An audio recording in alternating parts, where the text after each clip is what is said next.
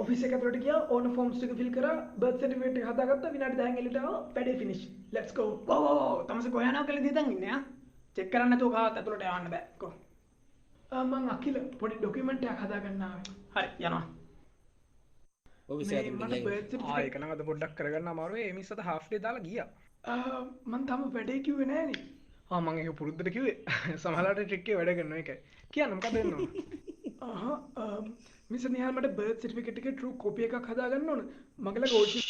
කොළහිඟ නිසා මොන වැඩේ කරගන්නවත් එක ෆෝම් එක තියෙන්නේ මෙන්න මේක පුරවලා දෙන්න කොල්ල හිඟ නිසා එක ෆෝම් එක දෙන්නේ කොයිස මේක අනිත් ෆෝම් එක ෆිල් කරලා නැහනේ මෙතෙන්ට ආව ගමන් බබාලා එන්නේ නැතුව පට මට ඔය ෆෝම් එක දුන්නේ අනිත් එක විතරයි කොහෙද පදිංචිය මං හොරෝ පතානේ හරි ලංකාවේ මෙති පුදුනේ ඔව් වෙන කොහරි පුදුනා නම් ලංකාවට එන්නේ නෑනේ නෑ නෑ දෙමාපියන් විවාහකද